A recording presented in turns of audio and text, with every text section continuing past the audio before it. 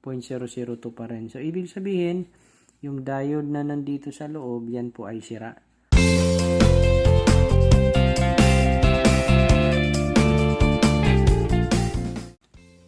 Magandang araw sa ating lahat. Sa araw na ito ay ituturo ko po sa inyo paano mag-testing ng bridge diode o bridge rectifier diode gamit ang digital multimeter.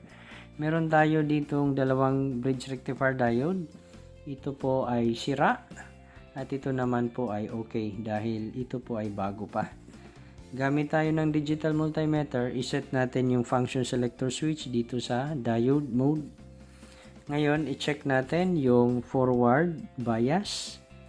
Sa pag-forward bias, dapat meron po tayong ma-reading na forward bias voltage. Kagaya niyan, 0.501 forward bias voltage yan or forward bias. Pag na-forward bias natin, i-reverse bias natin siya ulit dito. Dapat yan po ay OL yung makikita natin sa display. Yan, OL po, open line or open loop. Yan po ang ibig sabihin ng OL. So, dahil OL yung reverse bias, ibig sabihin ang diode na ito ay okay. Ngayon, continue natin. Forward bias natin ito. Ilagay ang black test rod dito sa may cathode, yung red test rod naman ay sa may anode. Yan. Meron din tayong nasukat na 0.5 volts. Yan po yung kanyang forward voltage. I-reverse bias natin. OL. So, ibig sabihin, okay ang diode na nandito sa loob. Ituloy natin. Forward bias natin. Itong diode dito. Ayan, meron po tayong nasukat na 0.494. Okay? Ibig sabihin, yan po yung kanyang forward bias voltage. Ngayon, i-reverse bias natin. Dapat yan po ay OL. OL nga. Ibig sabihin, okay ang diode na nandito sa loob. Ngayon, i-check natin ang diode dito. Forward bias natin. Ayan, meron tayong nasukat na 0.497. Reverse bias. OL. Ibig sabihin, okay ang diode na ito. Ngayon, punta naman tayo dito sa isa pang diode. Ito po ay i-check natin yung kanyang forward bias. Okay. So, yung black test rod ay ilagay dito sa cathode. Kagaya nito. Yung red test rod ay sa anode. Okay. Tingnan natin sa display. Meron po siyang 0.453 voltage. Forward bias voltage. Ngayon, i-reverse bias natin. Yung red test rod ay ilagay dito sa cathode, yung black naman ay sa anode. Dapat yan po ay OL. Ayan. OL po yung ating nabasa. Ibig sabihin, okay po ang diode na ito. Ngayon, ituloy natin dito. Okay?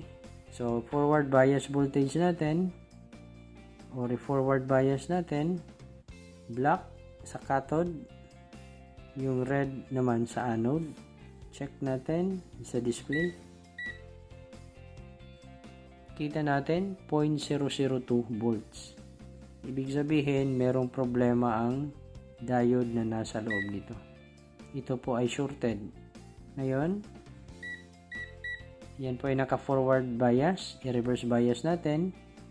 Dapat yan po ay OL. Pag hindi mag-OL, ibig sabihin, sira ang diode dito. Ayun. 0.002 pa rin. So, ibig sabihin, yung diode na nandito sa loob, yan po ay sira. Shorted na po yan.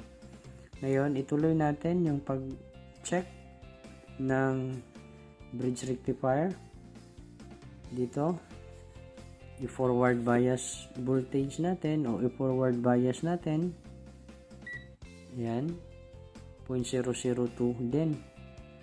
Mukhang shorted din ito. Forward bias, ito ay reverse bias. Reverse bias natin, ganun pa rin, 0.002. So, shorted ang dalawang diode dito. Ngayon, ituloy natin ito. Itong isa pang diode dito.